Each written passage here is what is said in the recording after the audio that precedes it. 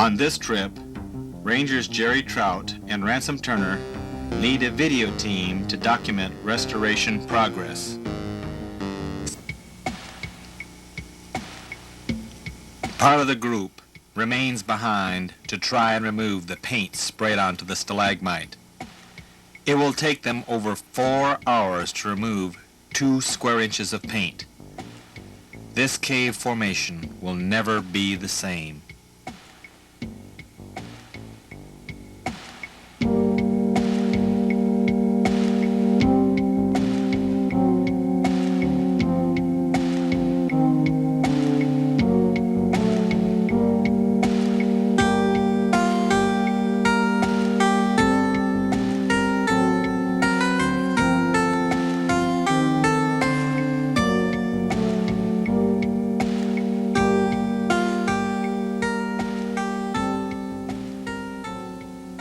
These are epsomite stalactites and are fairly rare as a cave mineral.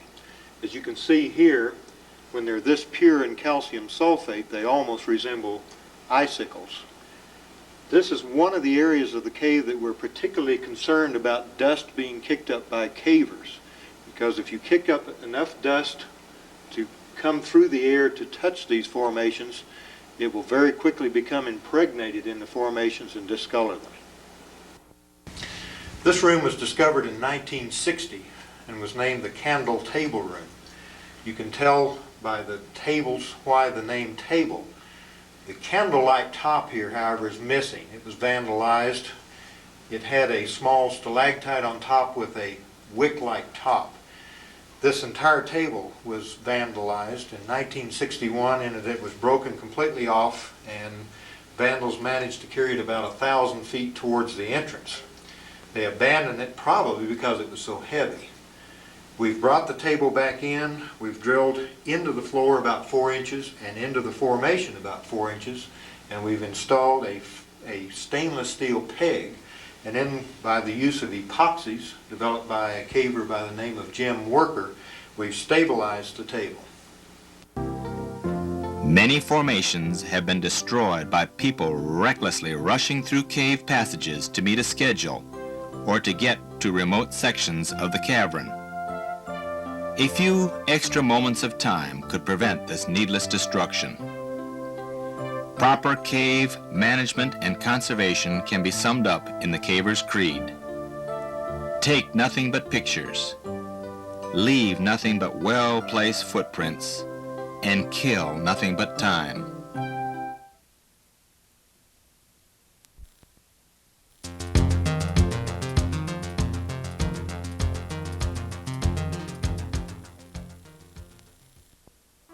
Most caves in the Tag area are muddy or devoid of first-class formations.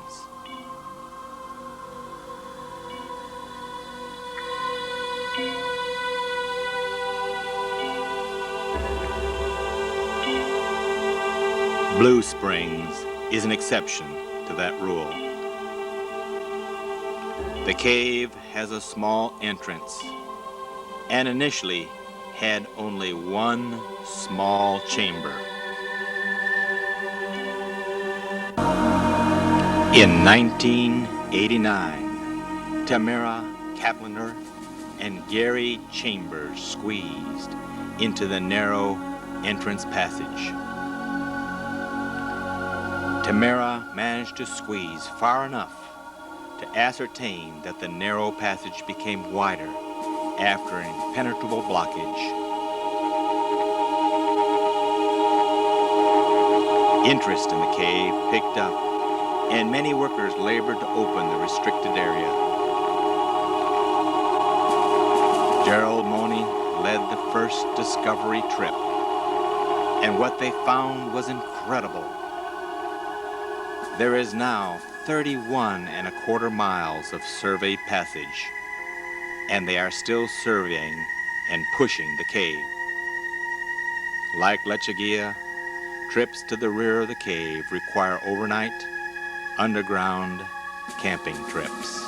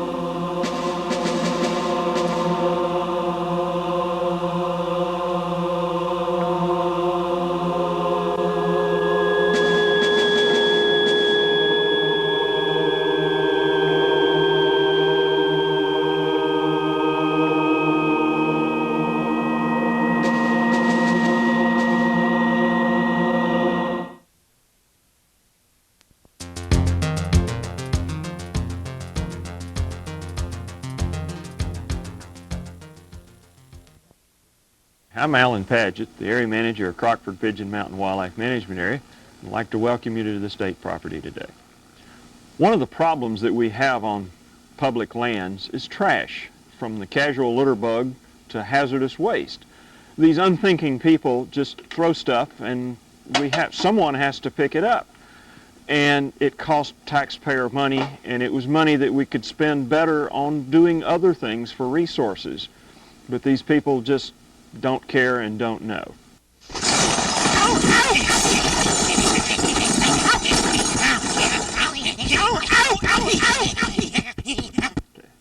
Sometimes it's nice just to throw trash away.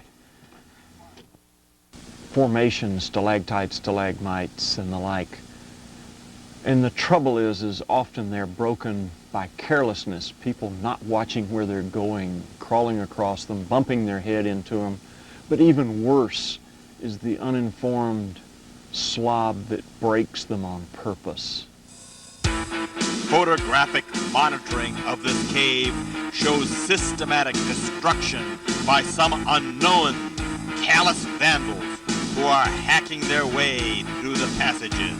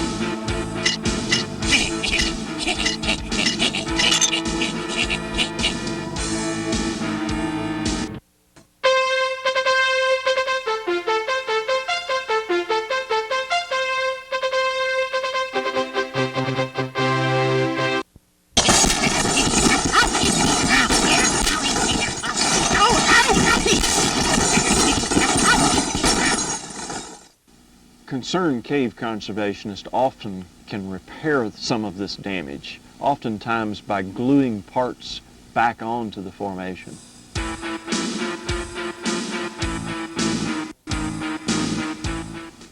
This is an example of where cave conservationists have diligently worked to completely restore this room.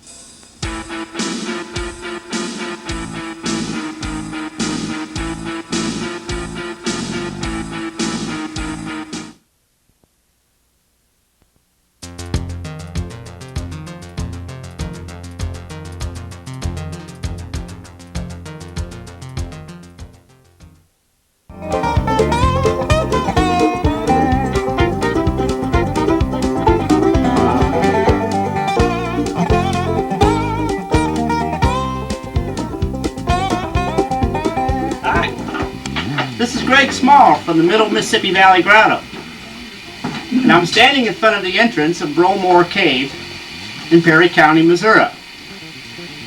Today, I, as well as other grotto members, are going to attempt to videotape Cat Track Passage.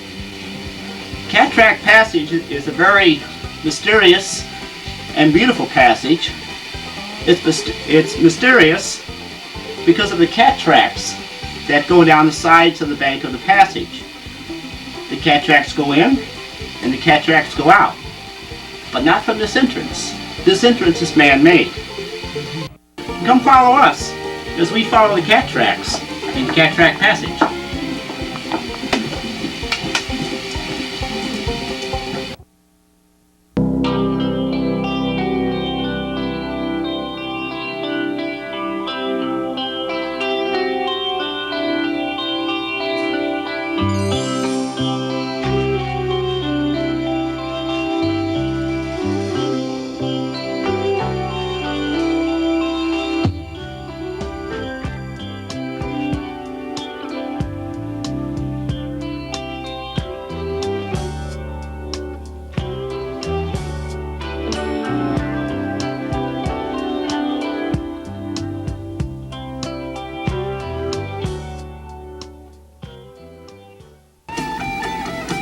With over 21 miles of mapped passage, Bromore is one of the 3 longest caves in Missouri.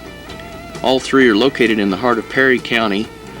In the early 60s, the Middle Mississippi Valley Grotto adopted Bromore as a special project cave. A base camp has been developed about 3,000 feet from the entrance of the cave. Has all the comforts of home.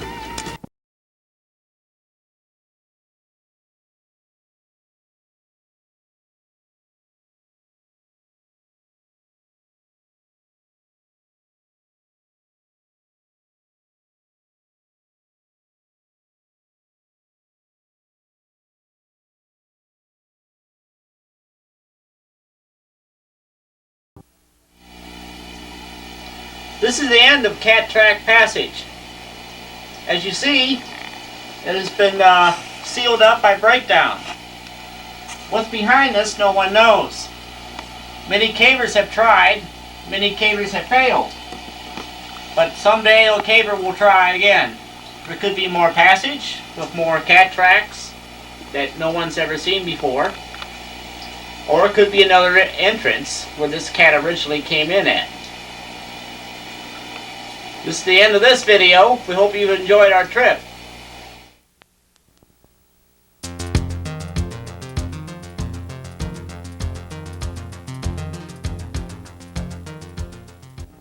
Yes, sir. Is this the phone number for cave rescue emergencies? Yes, sir. We've been caving in a cave called Secret Cave. It's a vertical cave. We've had a caver fall and break a leg. Yes, sir. We're going to need help getting him out of the cave.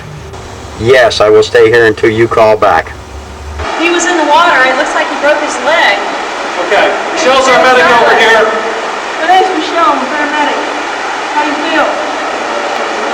Leg hurts. Anything else bothering you right now? Do at least do what you can for me until I check you out, okay? Okay, do a real fast assessment on you. Michelle, you want to see what I got down here? Okay. It's okay, son. Hang on. Just hang on a second. Try not to move. All right? Knee dressing.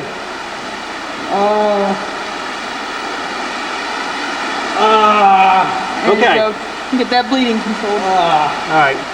Bleeding's pretty well under control, but it is an open fracture. All right.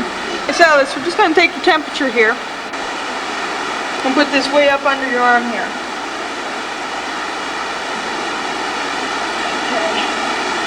Right there.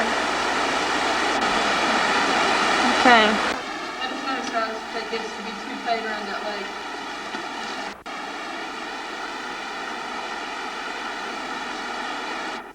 Surface, do you copy those vital signs? All right, advise the physician that we cleared the patient's C-spine according to standard protocols. Patient's packaged and ready for transport. Okay. On 3. Let's do it. 1, 2, 3. Yeah, let's rotate her out. So you're on your way out, buddy. We'll get it out. That's good. Okay, ready to turtle? Ready. Turtle. Okay, turtle, come forward a couple inches and I'm going to get down. On the way. Ben, I'm going to get down and pass over me to Jen. Okay. Turtle, I'm going to take the weight. Okay, Jen, you ready to receive?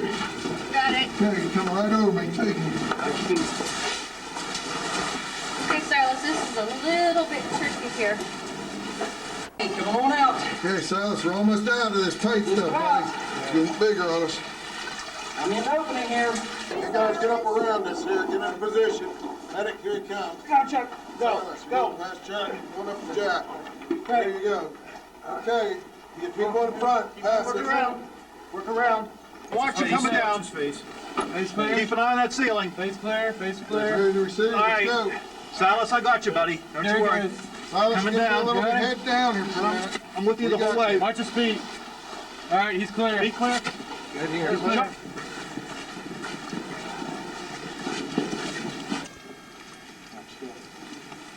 All right. Okay. Just let him take him right away. Okay. Pockets clear. Good job. Looking good.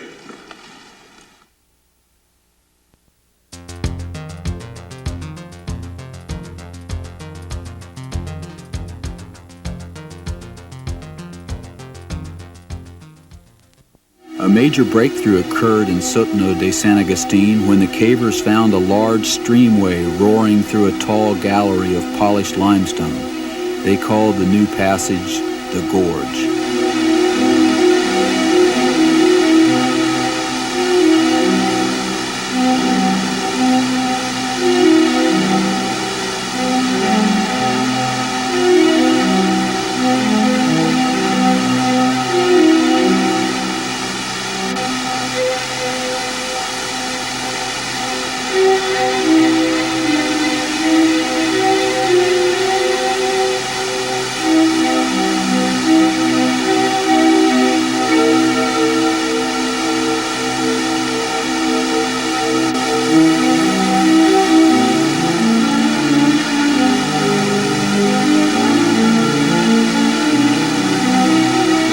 At one point, the water fell over a 50-foot falls, the Grand Cascade.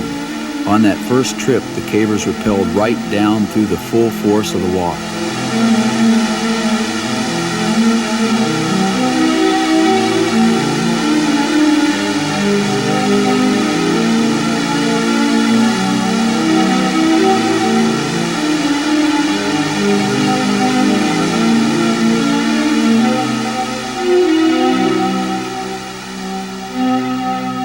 And immediately I looked up and I saw this glimmering mirror above me, which I knew was going to be an air bell. And I surfaced up, still had a hood on and everything like this and a mask, and was breathing out of the regulator because I wasn't sure what the air was going to be like in there. First thing you do when you do that is you tie off your line. And so it was some time before I really realized what was going on. And I heard this dull rumbling sound. It must be a regulator or something like that. So I pulled off my hood and the sound grew much louder. And I immediately turned to my right and looked, and there was this large canyon going off. And I said, oh, geez, please, please be San Agustin. And ditched my pack, and I walked down that thing for about maybe 200 feet, and there on the right-hand wall was a survey station that we had set the previous year in Red Ball Canyon. And I mean, it was just like the heavens opened up, and I just sat there pounding my fist on the wall saying, Christ, these guys are not going to believe this. And there it was, 1,250 meters. We had at that point, the second deepest cave in the world. It subsequently got bumped right away to number 3 that summer by a discovery in Russia, but we were sitting high at number 2 for about a month. Those were some of our most physically trying explorations because we were carrying heavy loads of rope.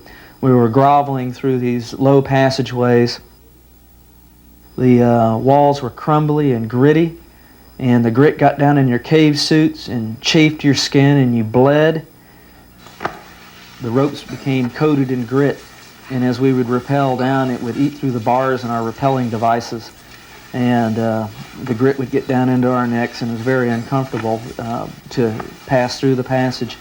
But eventually we dropped down into the lower stream, and the lower stream was much larger, 900 meters down, or 3,000 feet down into the cave, than it was in the upper section, because we were dealing with large volumes of water, and the cave was alive and rumbling with noise, and very exciting to explore the passage.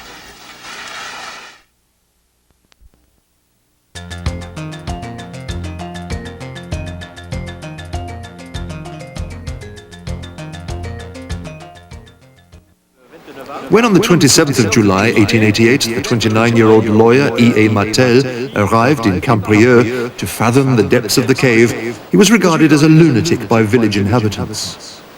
But Martel remained undaunted. Supported by a team of assistants and friends, he succeeded in making the first through crossing during a dramatic 2-day expedition.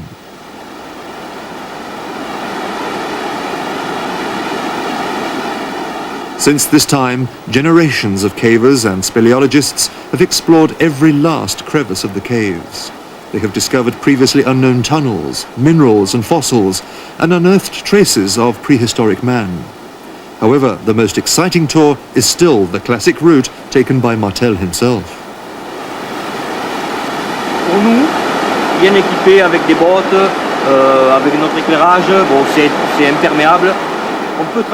Daniel explains that the crossing no longer poses such a daunting challenge for today's cavers, equipped as they are with good illumination, waterproof overalls and sturdy footwear.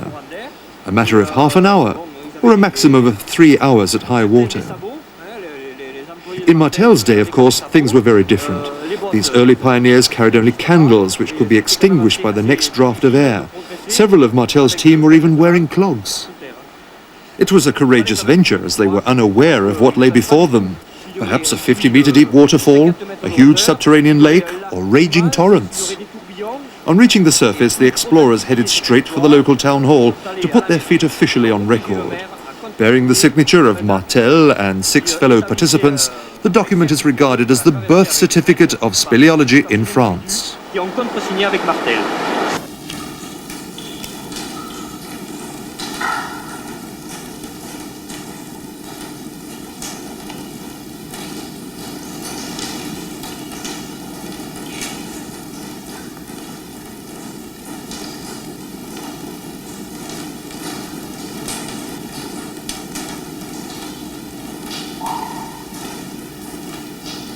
Martel and his friends went on to explore these subterranean treasures. Just one day after their expedition to Bramabio, they chanced upon previously unknown channels in the recently discovered caves of Dagilon, full of shimmering dripstones. And they ensured that others could also benefit from their discoveries. As one of the first caves in France, Dagilon was open for tourists in 1890.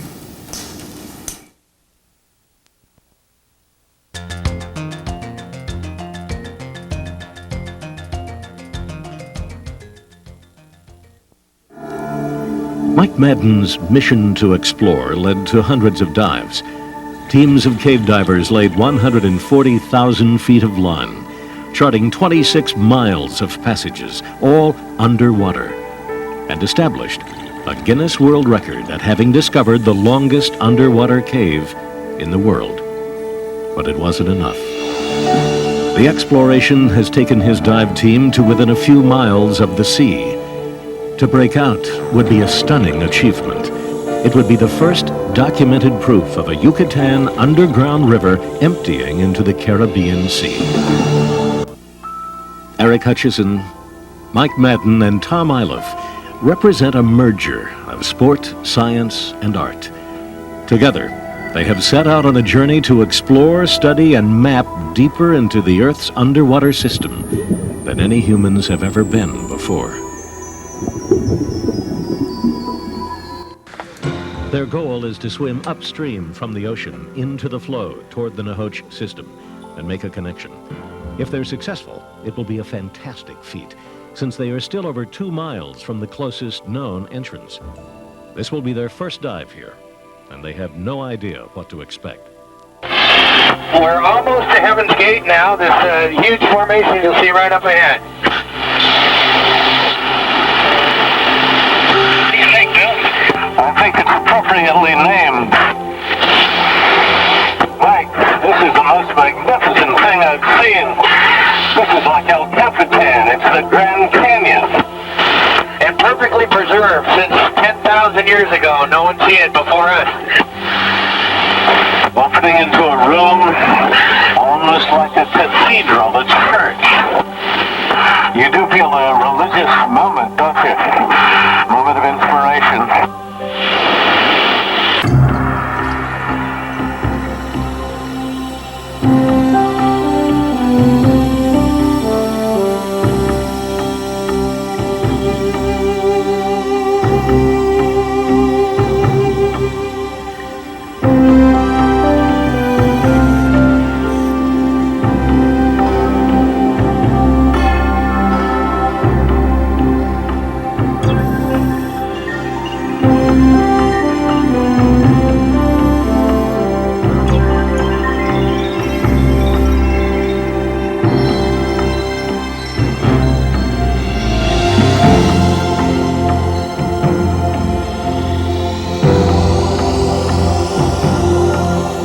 It seems more like flying than swimming.